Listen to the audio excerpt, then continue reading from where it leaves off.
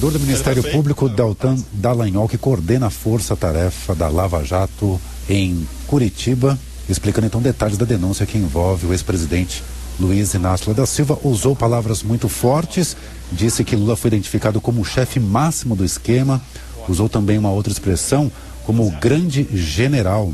Então ele explica neste momento aqui, com diversos slides, alguns detalhes desta denúncia dele, de Marisa Letícia, mais 7. O que nós vemos é que a propina arrecadada servia a 3 propósitos: alcançar uma governabilidade mediante corrupção, uma governabilidade corrompida. Em segundo lugar, alcançar, no caso do próprio partido do governo, que não precisava ser alcançado por uma governabilidade, alcançar em favor do próprio Partido dos Trabalhadores uma perpetuação criminosa no poder, por meio da formação de um colchão de recursos que seriam usados em campanhas eleitorais. Por fim, alcançar o enriquecimento ilícito dos agentes públicos envolvidos. Mas espera aí, se o esquema é esse esquema não tem por que estar restrito à Petrobras, não é verdade? E efetivamente o que as investigações mostraram é que esse esquema não estava restrito à Petrobras. Esse esquema envolvia não só a Petrobras, como envolvia a Eletrobras. Já existem acusações no Rio de Janeiro relativas a esse esquema. Esse esquema envolvia ainda o Ministério do Planejamento. A partir de um fatiamento Lava Jato, existem acusações oferecidas em São Paulo referentes a esse braço do esquema. Existem investigações ainda em relação ao Ministério da Saúde, existem acusações formais em Curitiba e em Brasília referentes a um braço desse esquema no âmbito da Caixa Econômica Federal. E as investigações continuam em plano expansão, alcançando outros órgãos públicos. Aqui uma ressalva importante: embora não se possa dizer que todos os apadrinhados que assumiram cargos públicos, em todos os casos, arrecadaram propinas, é possível, a partir das provas, afirmar que existia sim um sistema com esse objetivo, o qual abarcava seguramente diversos cargos públicos.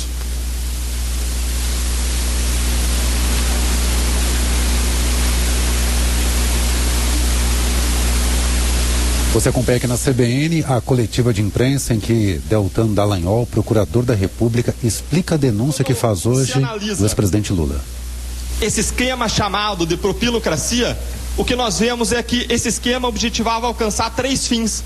3 fins que, em tese, esses fins poderiam ser lícitos. O primeiro fim é a governabilidade, algo bom para o Brasil. O país precisa ter governabilidade. O segundo fim era a perpetuação no poder, que é algo também legítimo. Cada partido busca se perpetuar no poder, implantar os seus planos, as suas ideias, o seu projeto de país. Além disso, se buscava enriquecimento, e não tem nada de errado em simplesmente enriquecer. O problema, nesse caso, foi o método que foi alcançado para alcançar essas finalidades. Douglas, você passa, por favor. O método contaminava os fins. O método usado para alcançar essa finalidade foi a corrupção, a arrecadação de propinas. E quando a corrupção foi usada para alcançar governabilidade, nós temos uma governabilidade corrompida. Nós temos um projeto para o país de governo estabelecido não dentro daquilo que cada partido e político entende que é melhor para o país, mas estabelecido com base nas propinas. Daí propinocracia, é o governo regido pelas propinas. Além disso, essa corrupção contamina a finalidade de perpetuação no poder. E o que nós vemos é um partido político, o Partido dos Trabalhadores, buscando arrecadar recursos para se perpetuar criminosamente no poder. Ele formando um colchão de liquidez de recursos que seriam usados não só em campanhas presidenciais, mas também em outras campanhas da legenda, com a finalidade de se perpetuar no poder, mas de modo criminoso. Além disso, o enriquecimento que seria legítimo fora desse esquema, quando ele é buscado mediante corrupção, ele se torna um enriquecimento ilícito. Esses são os 3 grandes propósitos desse esquema investigado.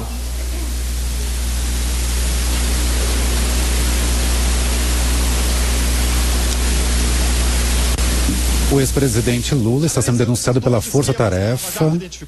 Neste momento, a denúncia tem relação com o caso do triplex no Guarujá. De modo mais restrito e a propinocracia de modo mais amplo, o governo regido pela propina, nós conseguimos perceber que o Petrolão era parte de um esquema de governabilidade corrompida. Esses eram esquemas que dependiam da distribuição de cargos que era feita conscientemente para fins arrecadatórios, como nós veremos. Quando Lula assumiu o governo federal, no início de 2003, ele tinha na sua base aliada 254 deputados federais. Isto é, a minoria dos 513 deputados federais.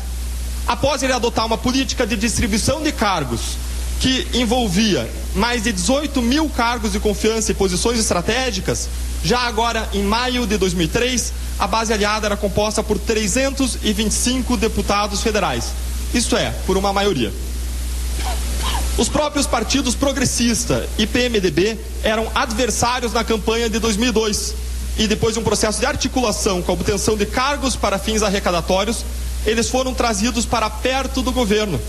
A distribuição de cargos aí envolveu o apadrinhamento de diretores da Petrobras, como Paulo Roberto Costa, apadrinhado pelo Partido Progressista, e como Sérgio Machado, apadrinhado pelo PMDB, os quais receberam propinas da Lava Jato em favor deles e desses partidos.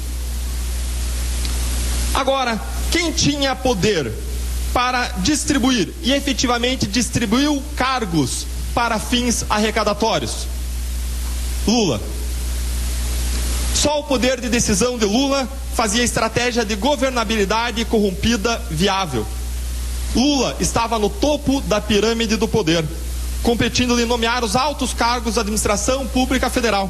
Mais ainda, no período em que foi estruturado o esquema criminoso em detrimento da Petrobras, foi Lula que deu provimento aos altos cargos da administração pública federal. A título ilustrativo, após as eleições de 2002, Lula chegou a afirmar publicamente seu poder de comando, dizendo: se quiserem falar dos ministérios, não falem comigo, eu falarei com vocês. Nesse contexto, foi Lula quem determinou ao Conselho de Administração da Petrobras a nomeação de diretores da Petrobras para atender ao PT, ao PP e ao PMDB. Em depoimento perante a polícia, o próprio Lula reconheceu que escolheu os nomes dos diretores da Petrobras, os quais foram enviados ao Conselho de Administração da Petrobras para aprovação formal. Em outro depoimento policial, o próprio Lula afirmou saber que os nomes dos diretores eram frutos de acordos políticos. Assim, Renato Duque foi nomeado, em fevereiro de 2003, diretor de serviços da Petrobras, para atender aos interesses arrecadatórios do Partido dos Trabalhadores. Do mesmo modo, Paulo Roberto Costa foi nomeado, em maio de 2002, diretor de abastecimento da Petrobras, para atender aos interesses arrecadatórios do Partido Progressista, e mais tarde, a partir de 2006, quando a base aliada se estremeceu em razão do mensalão, ele passou a atender também os interesses arrecadatórios do PMDB. Igualmente, Nestor Cerveró foi nomeado, em janeiro de 2003, diretor internacional da Petrobras para atender aos interesses arrecadatórios do Partido dos Trabalhadores. Mas, mais tarde, quando foi necessário trazer o apoio do PMDB, em razão do enfraquecimento da base aliada acarretado pelo mensalão, Nestor Cerveró passou a atender também os interesses arrecadatórios do PMDB do Senado. Mais tarde, Nestor Cerveró foi substituído por Jorge Zelada, que foi nomeado em março de 2008 para atender aos interesses arrecadatórios do PMDB da Câmara dos Deputados. Lula nomeou diretores para atender interesses do PP e do PMDB, ou determinou ainda que esses diretores atendessem os interesses arrecadatórios desses partidos, a fim de angariar apoio dos partidos que inicialmente não compunham a sua base de governo, ou ainda para que eles se mantivessem dentro da sua base. Mais ainda, Lula nomeou esses diretores, como ficará claro ao final dessa nossa exposição, para que usassem os seus cargos para arrecadação de propinas, junto a empresários com contratos públicos, a fim de que fossem essas propinas distribuídas para funcionários públicos, políticos e partidos políticos. Sem o poder de decisão de Lula, esse esquema seria impossível. Em quarto lugar, nós precisamos adicionar a esse conjunto de informações e evidências que nós estamos analisando o fato de que esse esquema criminoso era movido também por integrantes do Partido dos Trabalhadores, o que determinava uma influência e liderança partidárias de Lula para que ele funcionasse. Essas lideranças e influência eram demandadas. Esse esquema não era apenas um esquema de governo, era também um esquema de partido político. De fato, a Lava Jato, como o mensalão, não era apenas um esquema de governabilidade corrompida que demandava poder de decisão dentro do governo. Mensalão e Lava Jato foram esquemas gerenciados primordialmente pelo Partido dos Trabalhadores, que objetivava a sua perpetuação criminosa no poder. Em razão disso, altas figuras e tesoureiros do PT estiveram em ambos os esquemas, o que exigia uma liderança partidária que Lula detinha para que esses esquemas funcionassem. É inconcebível que um líder partidário da dimensão de Lula não tomasse parte e, mais do que isso, que ele não estivesse no comando de esquemas que revelam uma forma constante e própria de obter recursos públicos pelo Partido dos Trabalhadores. O funcionamento do Mensalão e da Lava Jato dependia não só de seu poder como governante, mas de seu comando como um líder partidário. Há muitas evidências de que esse esquema era partidário, sendo gerenciado primordialmente pelo Partido dos Trabalhadores. Vamos rever algumas dessas evidências angariadas ao longo de todas as investigações da Lava Jato. Em primeiro lugar, vários colaboradores, como Paulo Roberto Costa, Alberto Youssef, Pedro Barusco, Nestor Cerveró, Fernando Soares, revelaram a existência do esquema partidário que beneficiava o Partido dos Trabalhadores. Paulo Roberto Costa, por exemplo, em setembro de 2014, ele declarou que 3% de todos os contratos da Petrobras eram destinados em propinas para partidos políticos, sendo 1% para o Partido Progressista e 2% para o Partido dos Trabalhadores. Pedro Barusco, que devolveu aos cofres públicos aproximadamente 100 milhões de dólares que ele tinha recebido a título de propina, ele estimou que o Partido dos Trabalhadores recebeu propinas em um valor entre 150 e 200 milhões de dólares. Recolheram-se fortes provas ainda de que um empréstimo para o Partido dos Trabalhadores de 12 milhões de reais, feito pelo Banco Chain, foi quitado por meio de um direcionamento de um contrato da Petrobras bilionário referente à sonda Vitória 10.000.